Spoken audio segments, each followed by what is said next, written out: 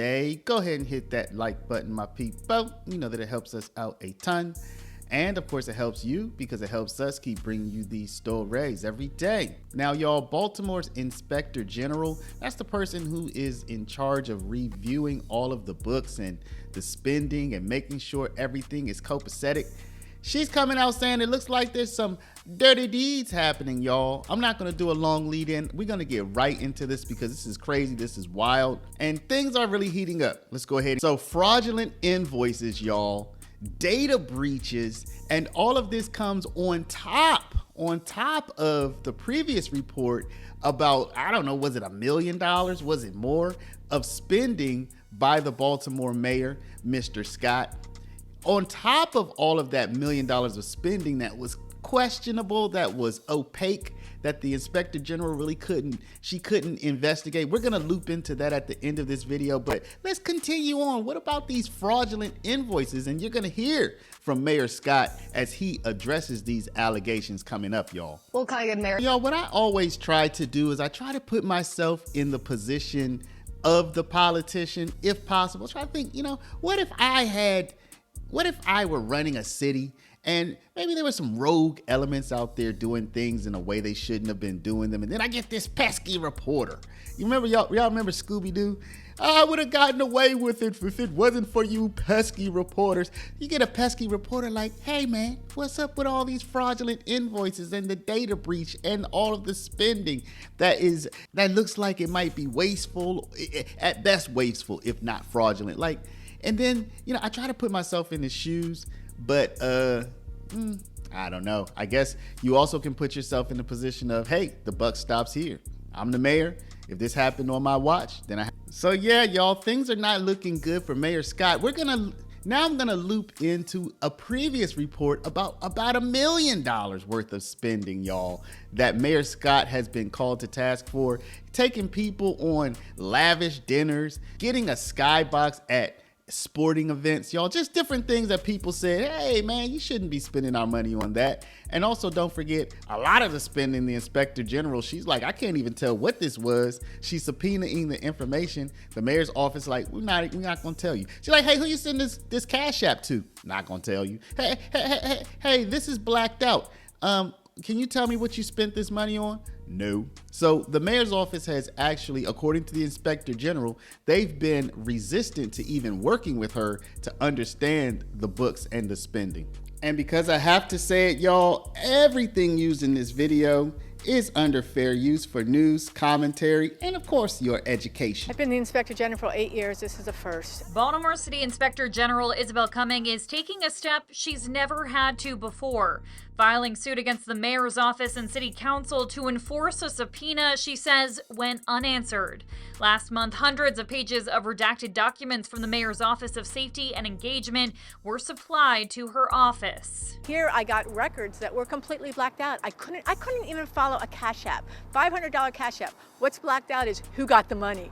So this unfortunately is what had to happen in order to do my job. In a previous statement, the mayor's office noted that it is not feasible for the IG to seek legal recourse in her official capacity. So there you see that the Inspector General is suing your boy.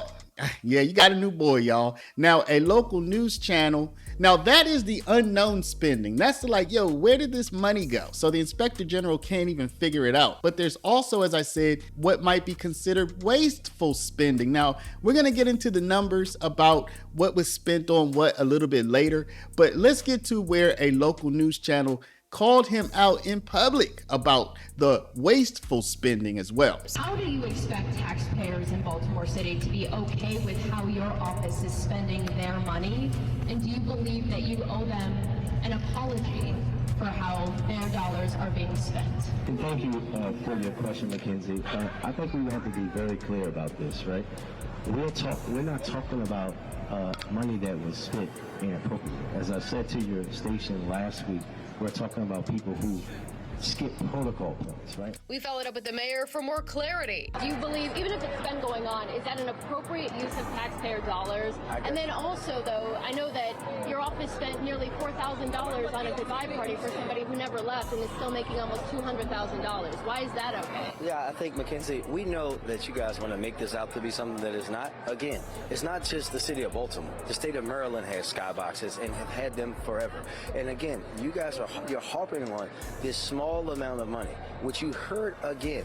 Nothing illegal was done here. But is it Period. appropriate?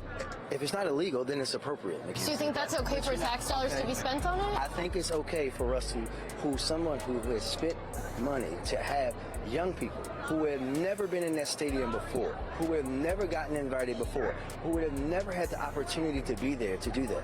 For people, for first responders, for people who clean up trash, absolutely. So no matter what you guys are going to try to twist this into, absolutely, we're going to continue to make sure that actual residents can enjoy that ability to be in that spot and those skyboxes. That's all I have to say. What And about just run what I said earlier. My response is what I gave you earlier. So you have the unknown spending that the inspector general is going after.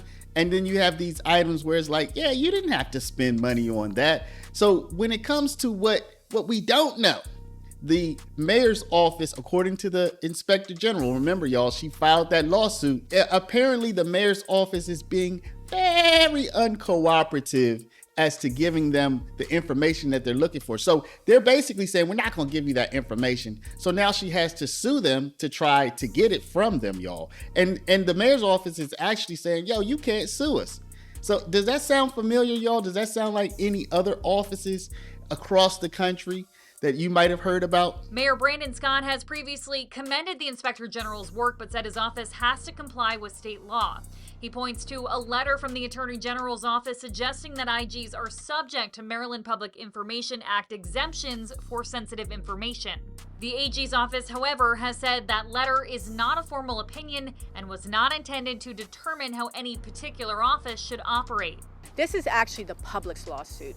I am just fighting for them as I try as much as I can to do. The lawsuit argues the chilling effect created by the city's efforts cannot be understated, pointing out about a third of the investigations conducted since 2018 would not have been possible if the office was subject to the state's public record laws. So yeah, y'all, it looks like Mayor Brandon Scott is under a lot of pressure right now. Of course, this would be a huge scandal if some of these allegations were true. But as of right now, y'all, we just don't know. He seems to be pretty confident that he didn't do anything wrong. So we will have to wait for all of the cards to fall, all of the chips to fall where they may, and then we can draw our conclusions, y'all. But what do you think? Do you think that he's up to dirty deeds, or do you think somebody in his administration has been doing something wrong? Or do you think maybe sloppy bookkeeping?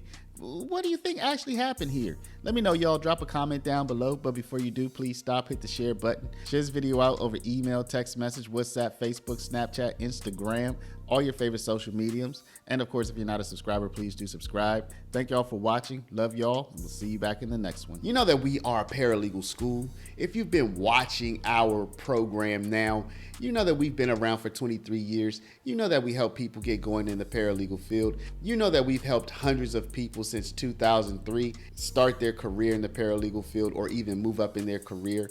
Our certificate is good nationwide, and our program comes with an internship placement so that you'll get real experience on your resume. If you're interested, y'all, we are running a discount for all of our YouTube subscribers. Click the first link down in the description.